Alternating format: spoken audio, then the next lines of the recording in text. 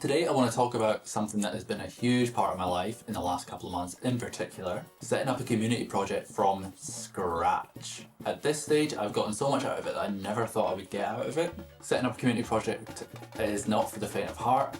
If it was easy, everybody would be doing it. So if you're here looking to get advice or just hear about it, then know that you're brave for doing it. It's something I have to remind myself. So whether you're thinking about a community dance project, a visual arts project, sports, really any type of group where you're getting people together to do something and create community. If you're new to the channel, hi, my name is Jordan. I'm a percussionist and educator based in Glasgow, Scotland. And my community project is called Blocco Dandara. Blocco Dandara is a community percussion project primarily. So people attend percussion workshops, and we also have a live band. So they're putting these rhythms from Brazil to authentic songs from Brazil, as well as music not from Brazil. It's the beauty of having a singer who sings in English and in Portuguese. Shout out Victor Camilo. So let's look at some of these challenges and tensions that come with this process that I've found so far. The first and most obvious part is finding people. It's not easy to find people who want to do something. It is in some ways, but it's finding the right people that's the problem. You know, you can put hundreds of pounds into online marketing and flyers and all these ad campaigns, and it could have hundreds of thousands of impressions, but you're not going to necessarily find the right people. This is especially true if your concept and model is a new thing for you and or your area. So for example, for me, there isn't another community music group that does exactly what I do. There are lots of similar groups around and have been for many, many years, but there isn't a group that specifically does what I do. And that has made it difficult to convey the message of what the concept is. And I come from a country like Scotland that doesn't have that same carnival culture that I'm representing in the work that I do. So not only am I convincing people of the concept of the group itself, I'm also having to convince people of the entire premise of the project. Social media is really useful for that. We've done a lot through it. We reach about 10,000 people a month organically through posts on Facebook and Instagram primarily. Word of mouth is great. Finding people who want to come and tell their friends about it, really useful.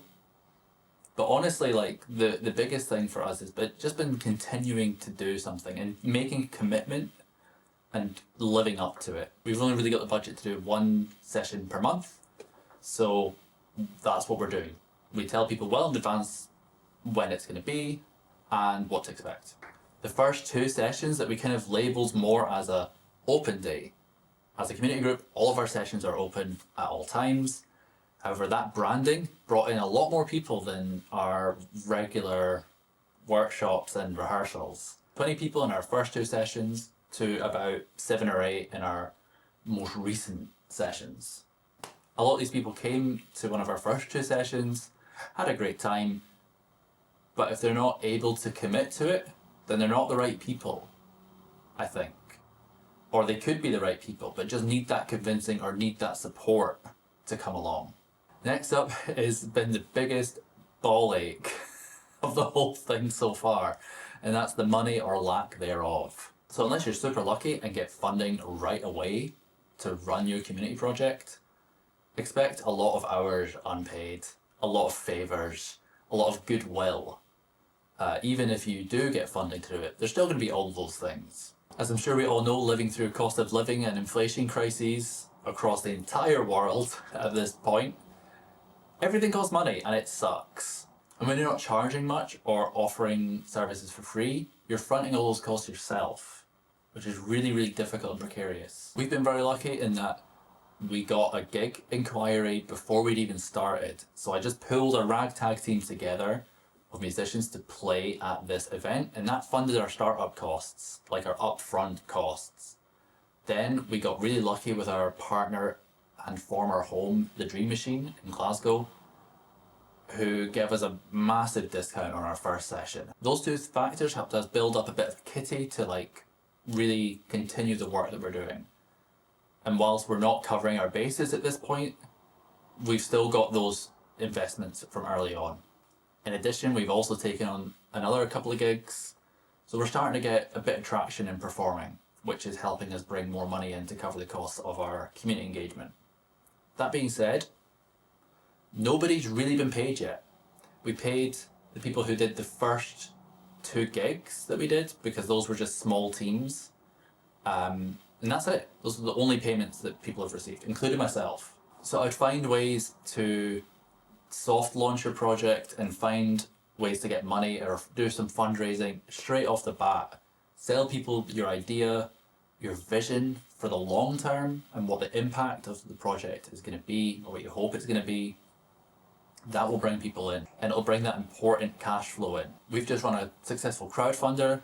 That money was being matched by the Creative Authority of Scotland, Creative Scotland. That's brought in about £3,100. We're also running a fundraising gig where we're taking members of our band through to Edinburgh. We were going to do one in Glasgow, but unfortunately our venue is no longer available.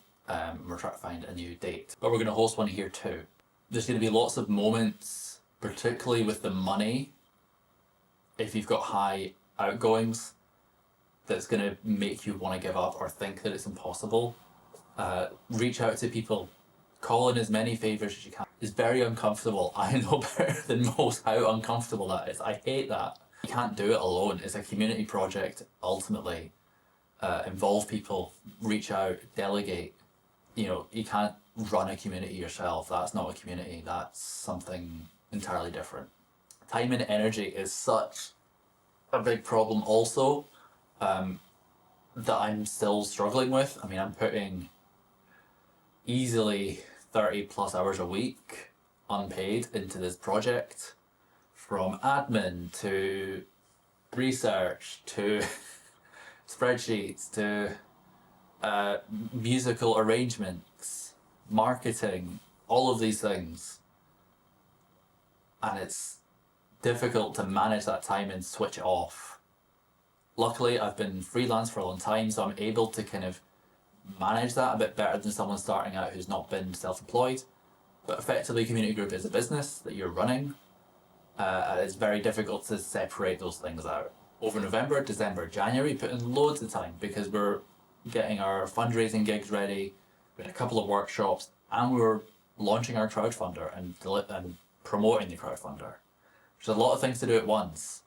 And I just kept thinking to myself, why am I doing all of this to myself? Like, I'm putting in easily 40 hours a week in those couple of months to get all of this stuff off the ground.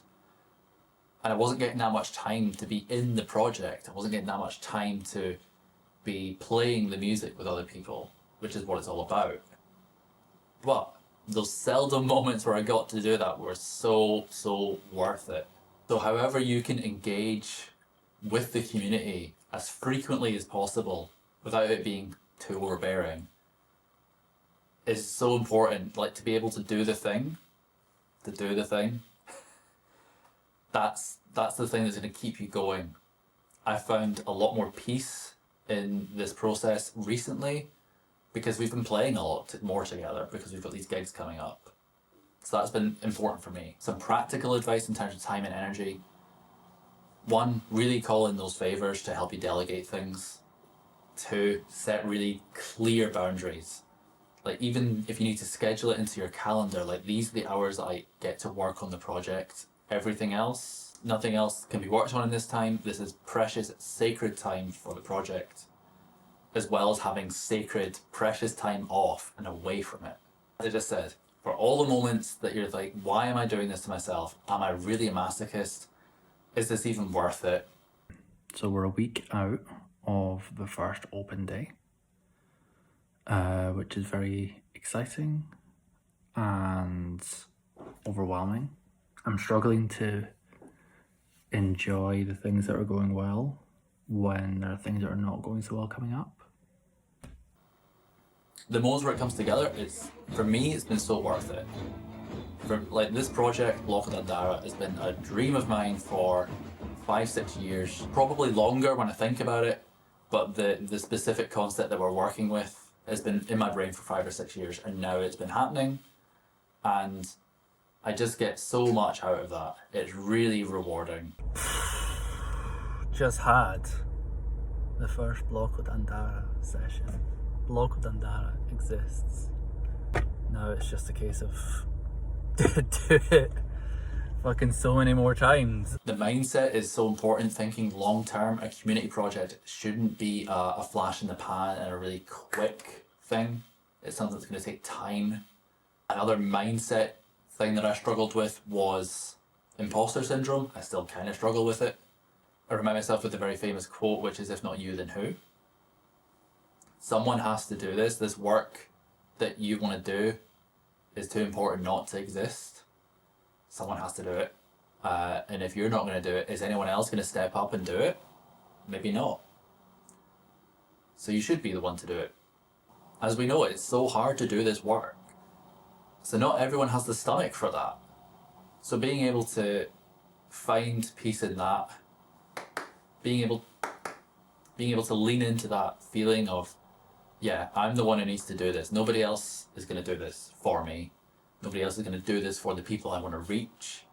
It's all on me to put this into existence.